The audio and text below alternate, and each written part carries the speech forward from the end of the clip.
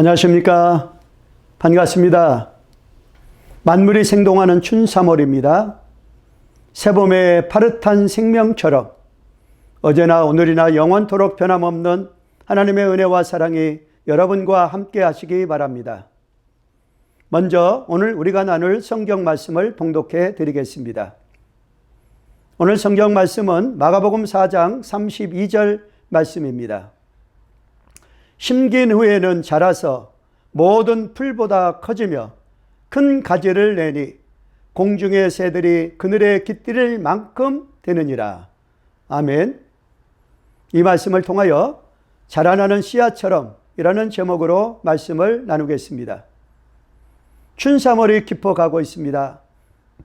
완연한 봄 기운에 천지가 가득합니다. 생명의 약동함을 몸으로 마음으로 피부로 느끼는 좋은 계절입니다. 자, 오늘 성경 말씀에는 이러한 대자연의 섭리 속에 하나님이 바라시는 우리의 신앙생활의 모습을 소개하고 있습니다. 그것이 바로 자라나는 씨앗처럼입니다. 이 말씀은 하나님 나라에 대한 비유의 말씀입니다. 비유라는 말은 헬라어로 파라볼레라고 합니다. 그 뜻은 한 사물을 옆에 나란히 놓는다라는 뜻을 가지고 있습니다. 즉 대조한다, 비교한다라는 뜻입니다. 평범하고 친숙한 어떤 사건을 예로 들어서 심오한 하나님 나라의 진리의 말씀을 가르쳐 주시는 예수님의 방법이 비유였습니다. 주님이 우리에게 비유까지 들어서 가르쳐 주고자 했던 그 심오한 진리의 말씀이 과연 무엇일까? 너무도 궁금하지 않습니까? 그것은 바로 하나님 나라의 진리입니다. 그런데 그 하나님 나라의 심오한 진리를 말로 설명하려니까 너무 어렵습니다. 그래서 쉽게 비유를 들어서 가르쳐 주셨습니다. 그것이 바로 씨앗의 비유입니다. 하나님의 나라가 이와 같다는 말씀입니다. 주님은 씨앗을 통하여 하늘나라의 진리를 가르쳐 주시면서 두 가지 종류의 씨앗을 보여주셨습니다. 그중 하나는 땅에 심겨진 씨앗입니다. 이것은 우리들의 믿음의 내적 성장을 의미합니다. 그리고 또 하나는 씨앗 중에서 가장 작은 겨자씨의 씨앗입니다. 이것은 우리들의 믿음의 외적인 성장의 모습을 상징하고 있습니다. 주님이 보여주신 이 씨앗의 공통점, 그 씨앗의 매력, 씨앗의 아름다움은 다름이 아니고 자라나는 데 있습니다. 여기에 하늘나라의 놀라운 비밀이 숨어 있다는 말씀입니다. 예수님이 가르쳐 주신 하늘나라 운동의 첫 번째 진리는 내적 성장으로 성취됨을 말씀하고 있습니다. 오늘 본문 26절에서 27절 말씀 보시면 또 이르시되 하나님의 나라는 사람이 씨를 땅에 뿌림과 같으니 그가 밤낮 자고 깨고 하는 중에 씨가 나서 자라되 어떻게 그리 되는지 알지 못하느니라 라고 말씀하십니다. 자, 뿌려진 그 씨가 나서 자랍니다. 계속해서 자라고 또 자랍니다. 그런데 여기서는 자라는 모습은 눈에 보이지 않습니다. 어떻게 그리 되는지 알지 못합니다. 그러나 며칠만 가보면 쑥 자라나 있습니다. 이것이 바로 영적 성장의 원리입니다. 하나님의 나라가 이렇게 성취됩니다. 여러분의 믿음이 내적으로 성장하는 믿음으로 성취됩니다. 맥스 루카이도처럼 예수님처럼이라는 책에서 그는 이렇게 말하고 있습니다. 하나님은 당신을 있는 그대로 사랑하신다. 그러나 그대로 두지 않으신다. 당신이 변화되기를 원하신다 라고 하였습니다. 지금 이 모습 이대로 주님 앞에 선다고 하여도 조금 더 부끄럽지 않을 만큼 변화되어야 합니다. 저와 여러분들 더 변화되시기 바랍니다. 더 성장하시기 바랍니다.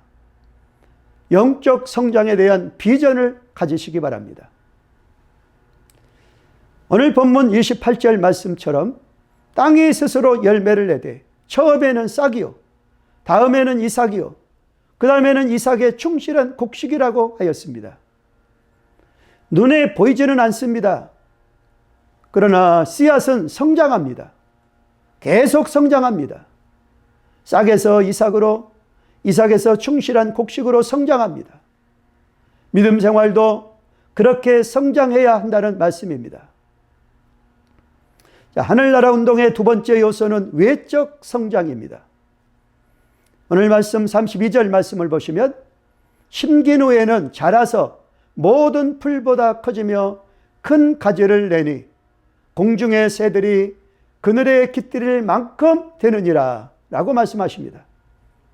저는 여기 큰 그늘을 내는 나무라고 이 말씀을 표현해 봅니다. 이것이 바로 우리가 추구하는 신앙생활의 모델입니다. 저는 우리 구세군이 세상에 지치고 시달린 심령에게 큰 그늘을 내는 나무가 되기를 원합니다. 그 그늘을 내기 위하여는 나무가 옆으로 가지를 내어야 그늘을 만들 수가 있습니다. 나무가 오랜 연륜만 자랑하고 하늘 높이 한 줄기만 자라면 그늘을 내지 못합니다. 교회는 세상으로 가지를 내고 뻗어가야 합니다. 그래서 지치고 시달린 심령에게 안식을 주고 그늘이 되어야 합니다. 세상에서 뻗어가는 가지를 선교라고 합니다. 교회는 계속해서 선교하는 교회일 때에 비로소 교회라는 것입니다. 그러기 위해서 사람을 세우는 교회, 사람을 살리는 교회, 사람을 섬기는 교회가 되어야 합니다. 세상에서 소외된 사람들, 상처받은 사람들, 경제적으로 어렵게 살아가는 사람들이 우리 교회 안에 들어옵니다. 와서 참된 안식을 얻습니다. 새 힘을 얻습니다. 다시 공중으로 날아오를 수 있게 해야 합니다. 이것이 큰 그늘을 내는 나무입니다. 주님이 겨자씨 비유를 통하여 가르쳐 주신 성장의 방법은 무엇입니까? 사도 바울은 고린도전서 3장 6절 7절 말씀에서 성장의 모습을 이렇게 말하고 있습니다. 나는 심었고 아볼로는 물을 주었으되 오직 하나님께서 자라나게 하셨나니 그런즉 심는 이나 물 주는 이는 아무것도 아니로되 오직 자라게 하시는 이는 하나님뿐이라 라고 말씀하십니다. 하나님께서 자라게 하십니다. 땅이 스스로 열매를 맺습니다. 열매를 맺게 하는 주체는 땅입니다. 그러나 땅이 열매를 맺게 하는 어떤 능력을 지녔다는 말씀이 아닙니다. 창조주 하나님만이 열매를 맺게 하십니다. 자라게 하시는 것은 하나님의 은혜입니다. 하나님께서 구세군의 성장의 복을 주기를 바랍니다. 자라게 하시는 은총을 주시기를 바랍니다. 자, 왜 하필이면 겨자씨입니까? 그렇습니다. 겨자씨는 씨앗 중에 아주 작은 씨앗입니다. 주님이 하늘나라의 진리를 겨자씨 비유로 말씀하신 것은 그렇게 작은 섬김으로 시작하는 것을 말씀하십니다. 씨앗은 크고 작음의 문제가 아닙니다. 그 안에 생명이 중요합니다. 아무리 작은 씨앗이라도 생명이 있으면 반드시 성장합니다. 성장에 대한 문제는 생명의 문제이기 때문입니다. 겨자씨 하나는 아주 작습니다. 세상의 어떤 씨보다도 작습니다. 그러나 그것이 땅에 심겨지고 보니 자라서 큰 가지를 내게 됩니다. 그 씨는 아주 작지만 자라면 관목이 됩니다. 하나님 나라는 사람들이 보기에 미미하고 보잘것없는 것 같습니다. 가장 작은 것 같지만은 가장 큰 미래를 담고 있습니다. 하나님의 나라는 큰 가지를 내도록 자라야 합니다. 영향력을 끼칠 수 있고 공중에 날아다니다가 더위에 지치고 피곤한 새들이 그늘을 내는 큰 나무로 날아와 쉬기도 하고 보금자리를 만드는 것입니다.